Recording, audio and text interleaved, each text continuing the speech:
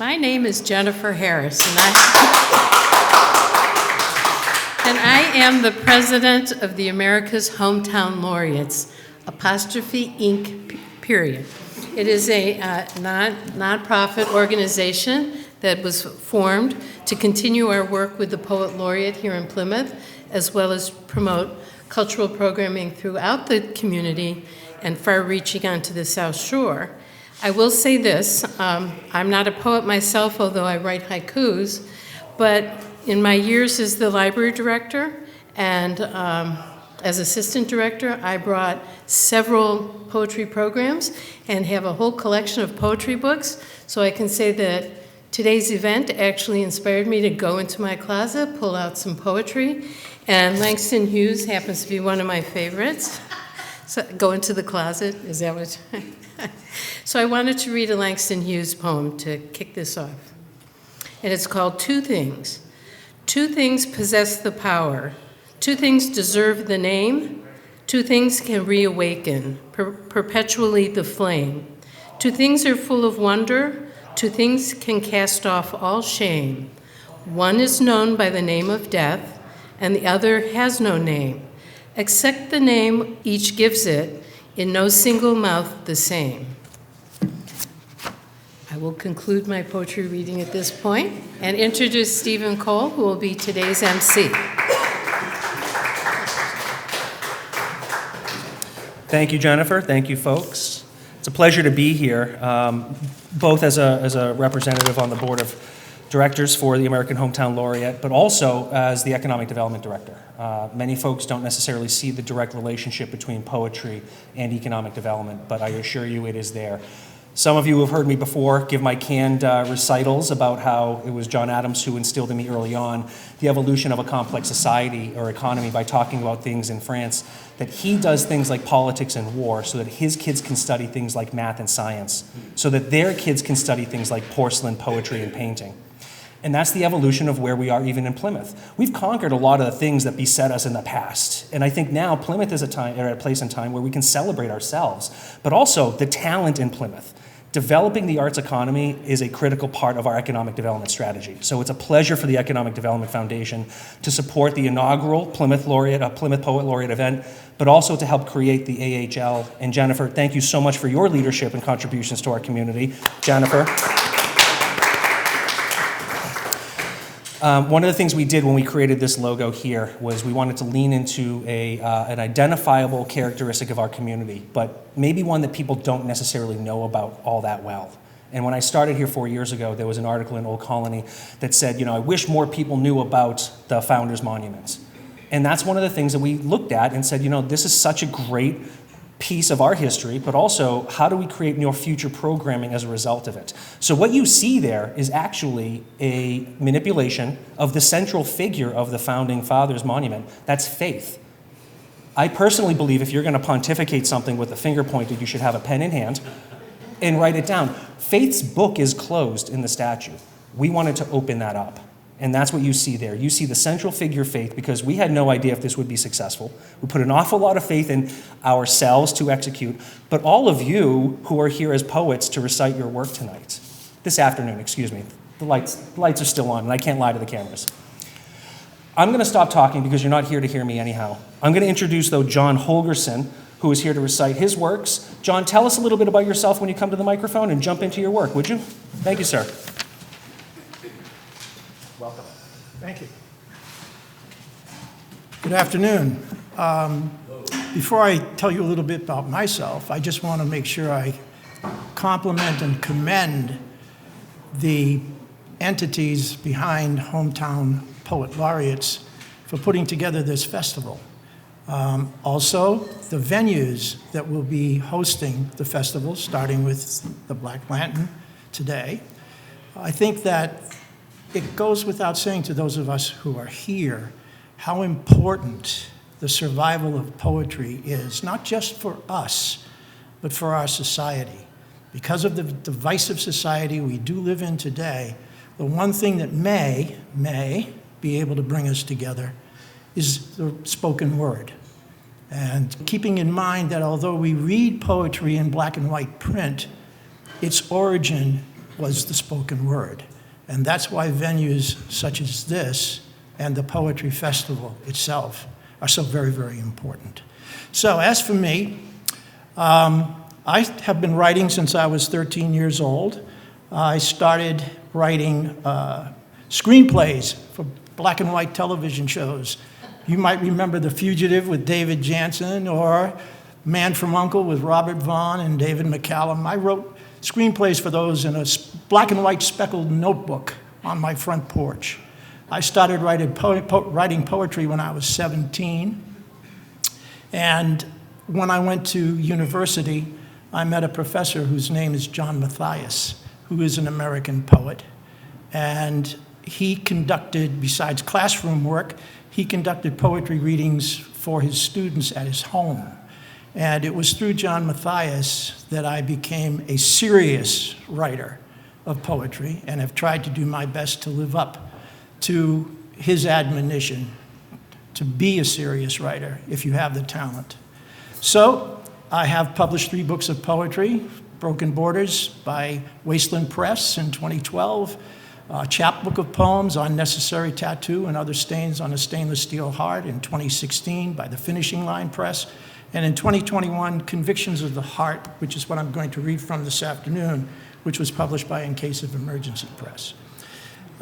Convictions of the Heart is a collection of poems. The first half of the book deals with poems that I have either written on or about the Greek island of Hydra. I go to the Greek island of Hydra every year, barring pandemics, and have been doing so since 1995, although the first time I was there was in 1970 when I was 22 years old. So these poems that I'm reading now are from that first half of the book. Hydra, April 2019, for Leonard Cohen, 1934 to 2016. I stood outside your old home today, as I've done in years past. Tangled ivy vines from the roof terrace stretched down the wall toward me, a thin, green, leafy rope, inviting me to grab its strands with both hands and pull myself up. If I was a younger man, perhaps, but my wall-scaling days ceased long ago. Instead, I looked for the wire and the bird. I saw the former, a tightrope, taut and thin, pole-tied between red-roofed white houses. There was no sparrow, but I'm still here, listening for what cannot be heard. I put my hand on the wall of your house, hoping the lingering remnant of a once-strummed guitar riff or the clickety-clack of your old olive green Olivetti would course through my fingertips, run the maze of jagged lines on my smooth palm, up my willing arm to the area of the brain or whatever part of the soul sends messages to the muse assigned to a scribbler of verse. But it doesn't work that way, does it, Leonard?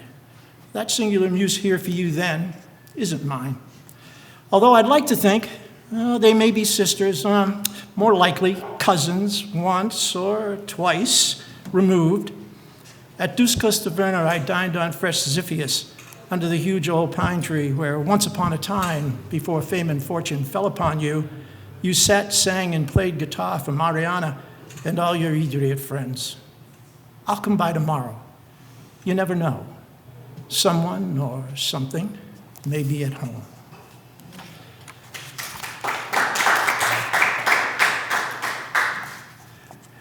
When I'm on the island, I rent and have since 2010 a house that's high up over the harbor on the eastern side of the island.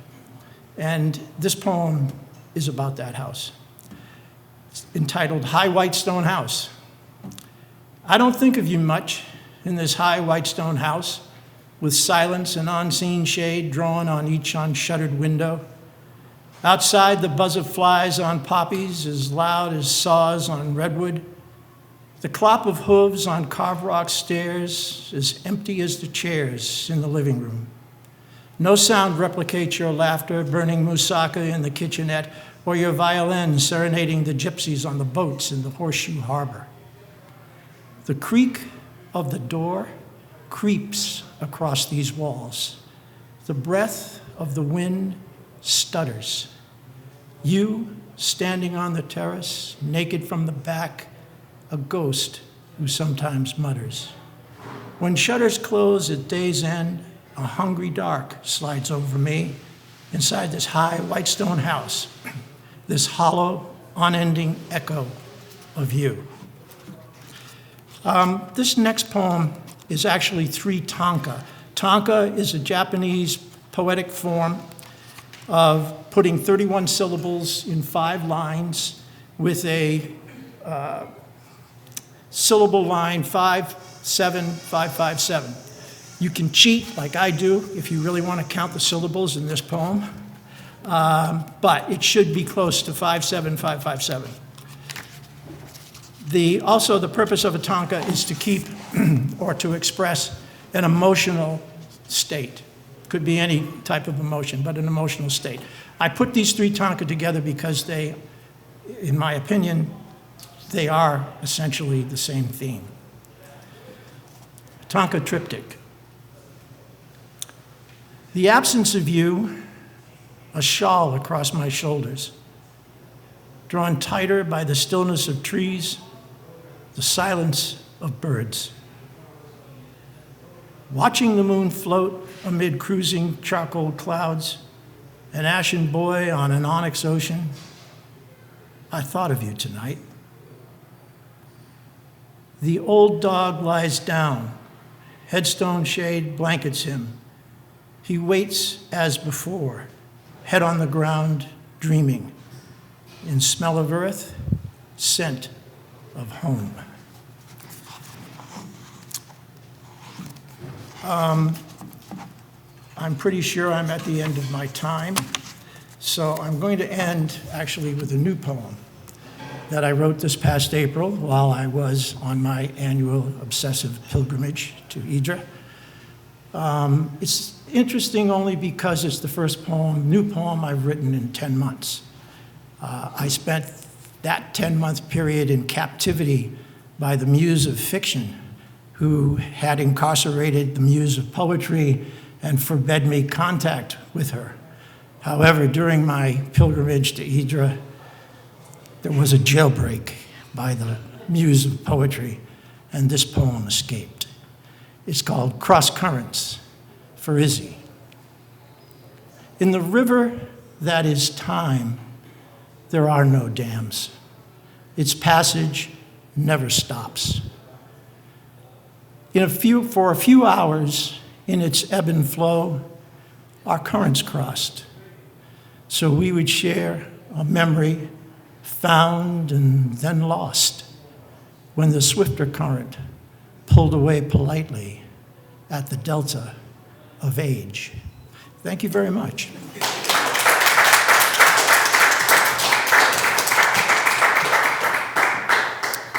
Thank you, John.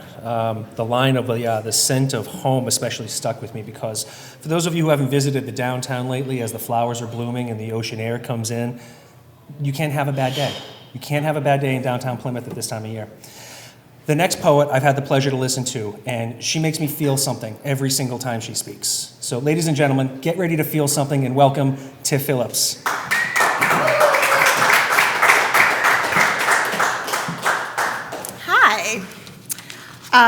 They let me out of the studio today. I work for PAC TV, so they let me escape for a little while so I could come hang with you guys.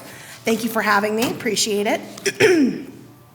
Lately, I've been working a lot on mental health related poetry. I think since the pandemic, we've all kind of been more open to talking about it, which is really nice and very refreshing for everyone to not feel so alone. So this is called Mirror.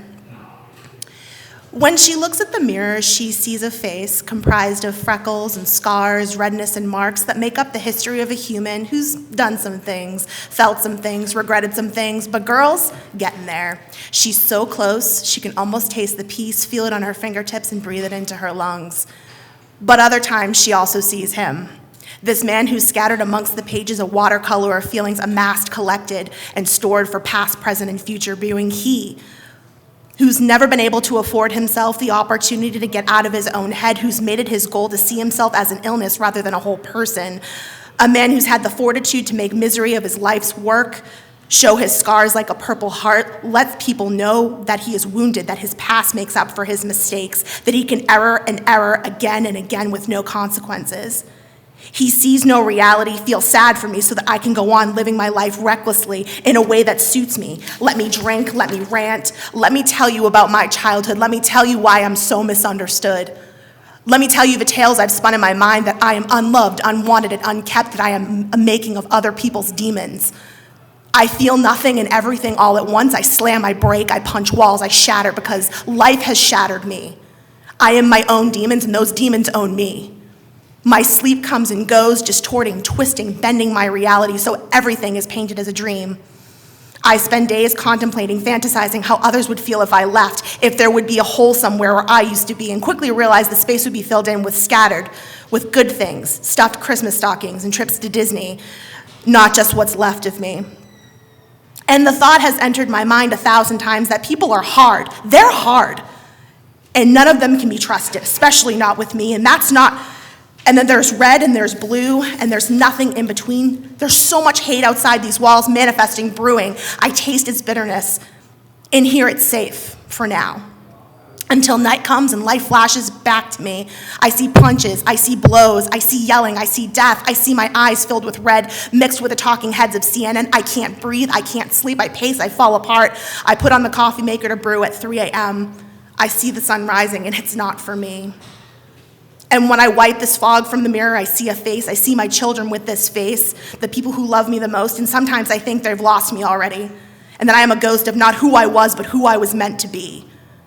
Is my soul even in my body? Has it already left? Am I still here? I don't know, Daddy, but it'd be great to see you again.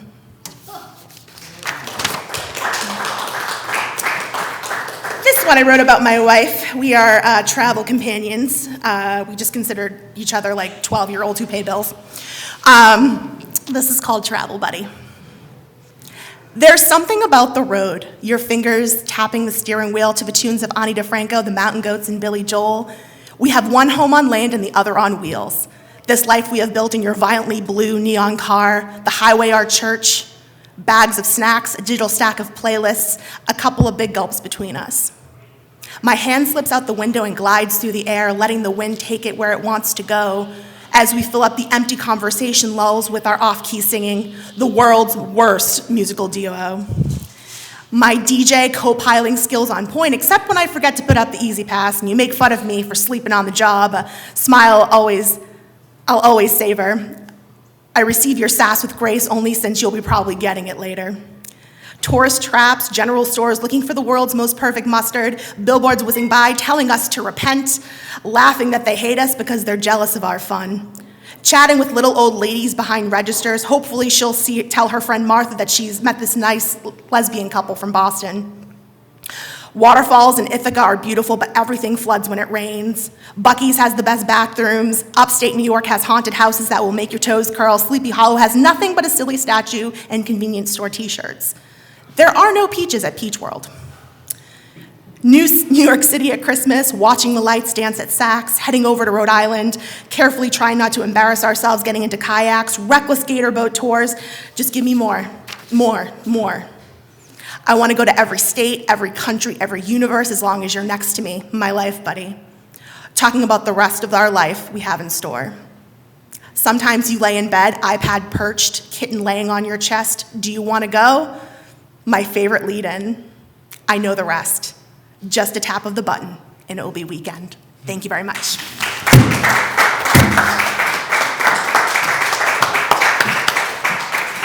Thank you, Tiff. If ever you want a third wheel on your travel trips, let me know. I'm around. Our next poet is Mark Walsh. Mark, come on up and let us know a little bit about yourself.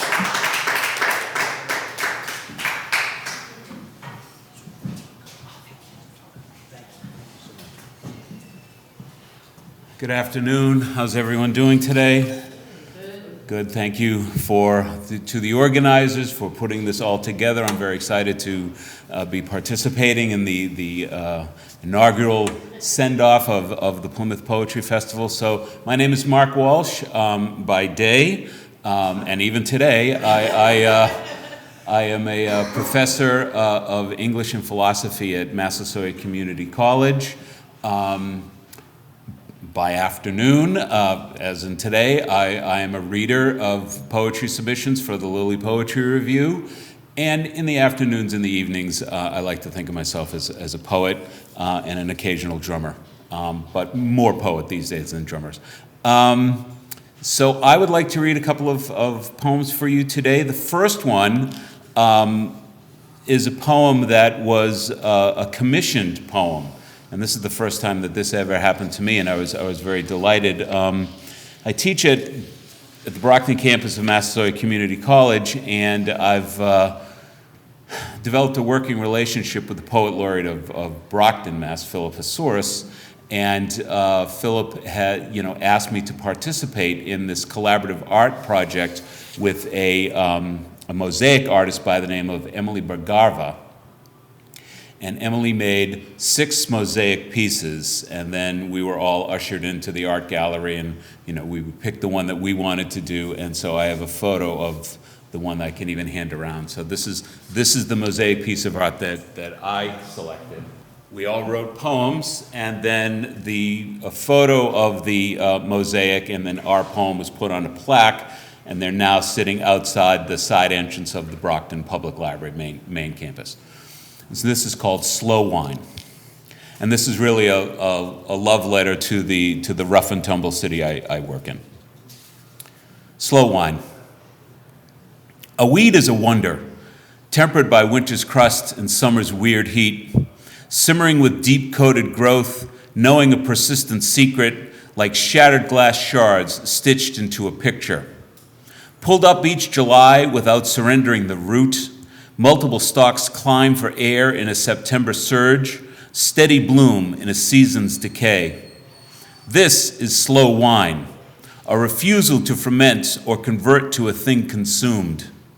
Flowers steady in place and time. Fragmented light along dandelion shafts, a thing once broken is stronger by half. So this next poem I'd like to read, I was just very fortunate to have this accepted in a magazine called Rituals that comes out twice a year. It comes out of New Bedford, and the theme for this next issue of Rituals is going to be memory and nostalgia, and both of those things I believe are present in this poem, and it's called Observances. Observances. Thoreau knew an anthill could provide an afternoon's entertainment. Back much further, 12-year-olds were sent by parents to gather acorns for the tribe. One summer resort day, my buddy and I let our suburban minds hatch a swell idea.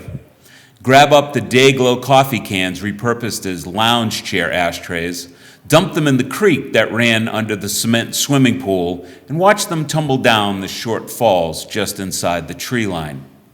A good hour's amusement before we got nabbed, loudly lectured, made to climb down slippery stones and gather up every dented can in our stubby reach. A large crowd enjoyed the justice. Later, we shrugged it off with a laugh, blind to the real crime. People of wilderness cultures rarely seek out adventures. Boredom is the god that gets us in the end. And then I'd just like to see if I can squeeze one more poem in. So this, how can I put this?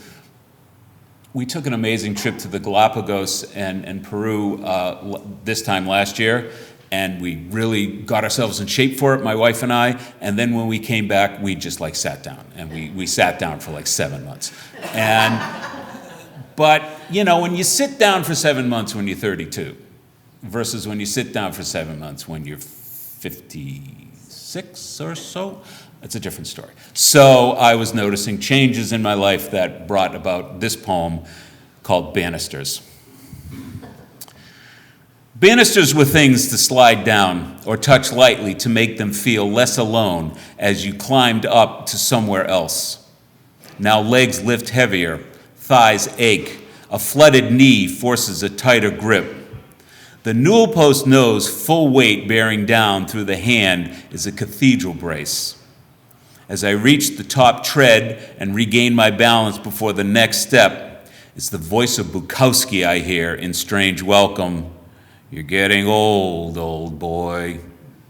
Age is never marked by time, but by what steadies us. Thank you.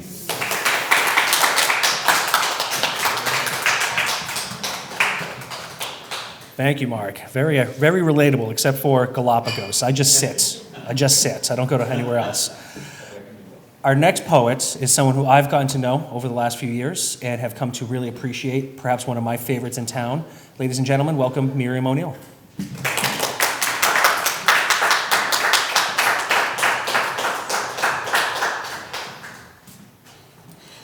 Thank you. Thank you, America's Hometown Laureates, for putting this together.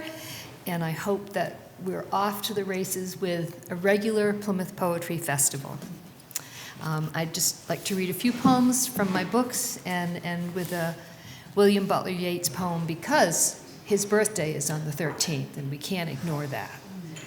I'll read from We Start With What We're Given. Oh, I live in Plymouth. I was born in Boston, but don't hold it against me. We moved here when I was 2, so I'm a Plymouthian, a mathematician, actually. And I've been writing since I could hold a pen. And I have 3 books, and I'm going to read from 2 of them today. This first book is We Start With What We're Given, is my first book of poems that was published in 2018. And the last third of this book is dedicated to the Jewish artist Esther Laurie, who survived the Holocaust. She was in 5 different slave labor camps, but she survived. She was in Lithuania. She was visiting her sister in Lithuania when the Germans marched in, and she was stuck. She couldn't go home. So I want to read one poem from her about her work. She believed that artists are supposed to bear witness, are supposed to make a record, keep a record of what they see. So I imagined I read deeply about her and her work, and then she came to haunt me for about 6 months. And she was first interred in the Kovno ghetto, and you've heard of Vilnius, Lithuania, I'm sure, the Vilnius ghetto, which was the capital, but Kovno was the literary and artistic capital of Lithuania in those years. And so Kovno was the 2nd largest city, and that's where she ended up in a ghetto. And I imagine her writing home when she at first thinks, oh, we're just going to be here for a while. Kovno, 1939. Please send buttons, aqua to remind me of the sea, or pewter for Tel Aviv's sky in winter. Send the leather green of lemon leaves, or red clay that has paled to pink, like the tracks in the road where the butcher's cart has lumbered toward market, its leaking laid staining the dust. Send me one pearl, as small as a baby's tooth, from the dozen that marched up your spine on your wedding morning, or black, like the beads in father's cuffs. If you can find it, send the clasp of matched olive burls I used to twine through the wool of my shawl on those mornings when we hunched against the cold as we carried home the day's bread, the silky steam of morning's milk mixed with our own breath. I promise I will bring them when I return.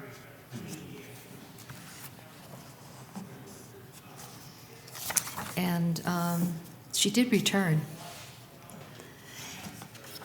She did make it out. In 1945, the Russians liberated Kovno.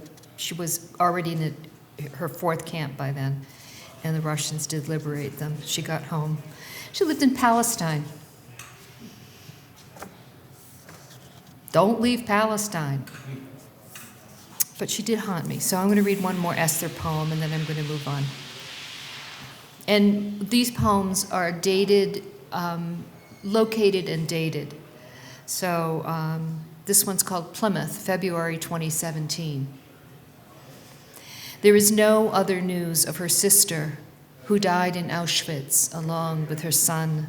No name for either, no footnote to explain why they were in Kovno in the first place. No brother-in-law, no extended family. Perhaps her name was one detail too many for the story. I have looked and looked for her face in the sketches of Kovno's inmates, but only find her in a photograph from Palestine, in which 5 siblings fill the field with steady gazes, their parents seated in their midst. Maybe she's the one taking the photograph at the beach on the North Sea in 1935, in which Esther stands, straight-backed, sunglassed, smiling directly at the camera, dark curls lifted off her face by breeze. Or maybe she is the woman with her back to us, preferring not to be seen.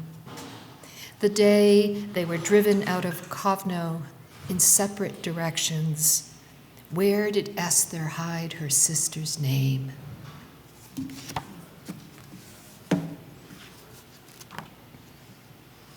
I'll give you some happier stuff.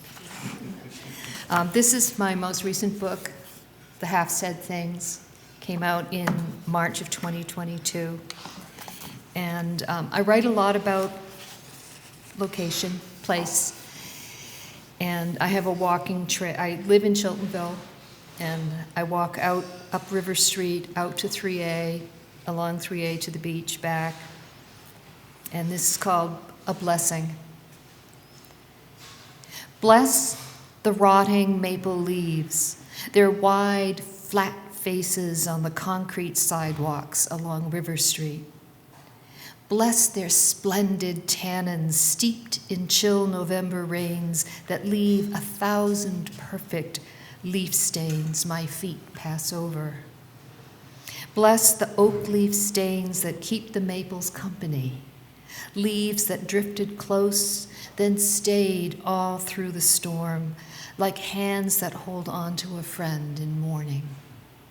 Bless the long, split open pods of the catalpas all over Cliff Street, the rain of acorns, the shatter of gilded willow leaves, like a carpet unrolled over the curve. The detritus of all that breathed through summer and dappled us with shadow gives this last exhalation as late autumn cold drops in, gives again blessing, blessing, blessing.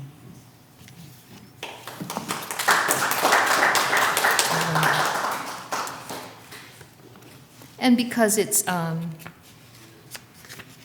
Yeats's birthday soon, I thought we must have a recitation of the Lake Isle of Innisfree by William Butler Yeats.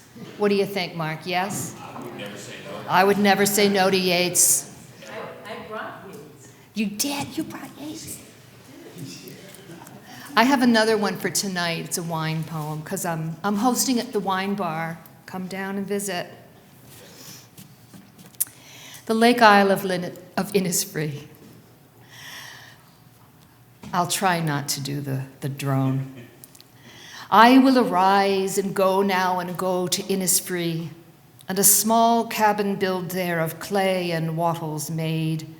9 bean rows will I have there, a hive for the honeybee, and live alone in the bee-loud glade. Oh, I shall have some peace there, for peace comes dropping slow, dropping from the vales of the morning to where the cricket sings. There midnight's all a glimmer, and noon a purple glow, and evening full of linnet's wings. I will arise and go now, for always night and day I hear lake water lapping with low sounds by the shore, while I stand on the roadway or on the pavement's gray. I hear it in the deep heart's core. Thank you.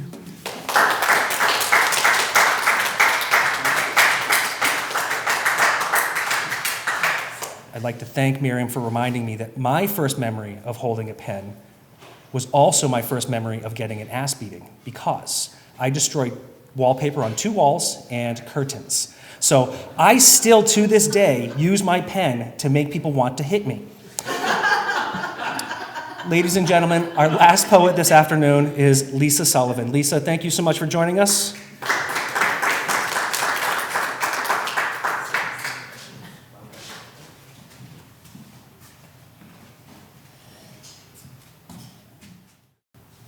I wasn't expecting to read today, so I went on a mad dash on my phone to try to look up poems that are on journals or whatnot. And I find that a lot of them have changed since then, because we never stop editing, which I find. Miriam? I live in Plymouth, and I am a writer, editor, and poetry instructor. And I do tend to stick to themes. I write a lot about my dad, who was a disabled veteran, and he was killed by a drunk driver. He was a pedestrian when he was 41. A difficult man to live with, but very difficult to reconcile what happened to him. And I also write about what I call the childless mother, which is a female who wants to be a mom, but for whatever reason didn't get the chance.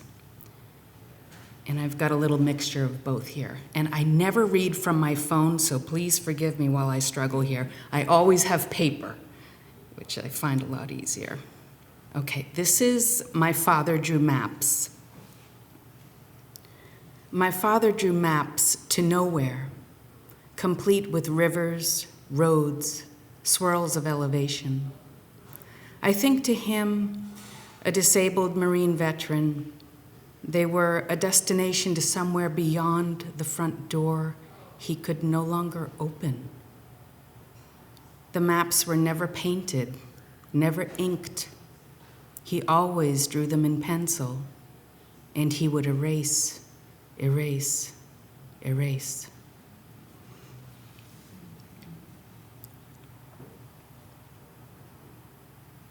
I think I'll just go back and forth here.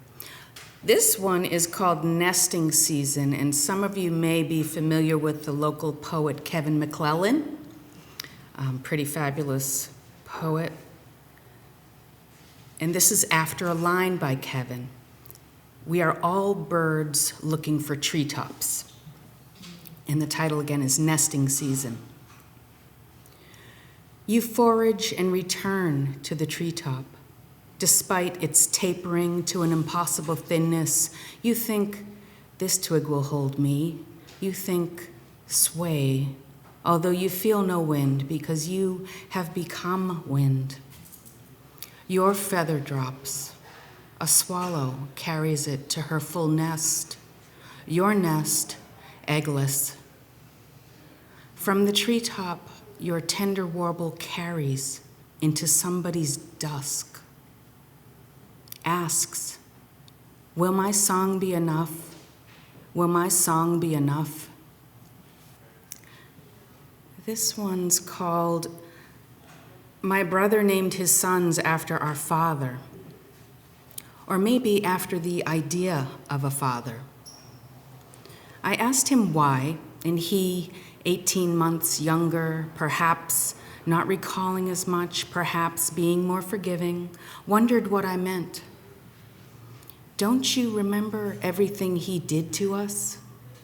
He thought for a moment and answered, don't you?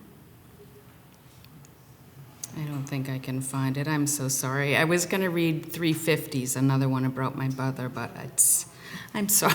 It's gone. It's in the wind now. Thank you.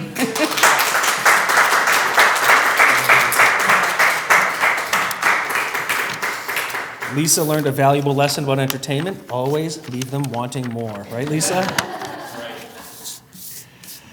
Very fitting way to end, in fact, because one of the things I just recently learned that I'd love to share with people is that they think they know why songbirds sing. It's to let their loved ones know in the morning that they made it through the night. So to answer the question succinctly, does your song matter? It does. I use that as an inspiration to reach out to someone in my life that I haven't talked to for some period of time. Every morning, I send a message or a text or an email and just say, hey, thinking of you.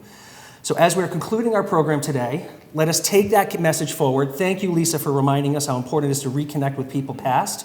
Thank you to Madam President for putting this whole thing together. Jennifer. I want to thank our hosts. Let's give them a round of applause. I want to thank our media partner, PAC TV. Always do a fantastic job to make us look good and in the right light and that we come through clearly. Yes, indeed. And lastly, I want a thunderous round of applause for yourselves as our talent. Thank you so much for showcasing Plymouth. That's not thunderous. That's apathy. There we go. You're the folks who make Plymouth look so wonderful. You're the folks who are frontline ambassadors to us developing our arts economy. Thank you so much for all your talent. Thank you so much for sharing that talent. Thank you. Enjoy the rest of your day.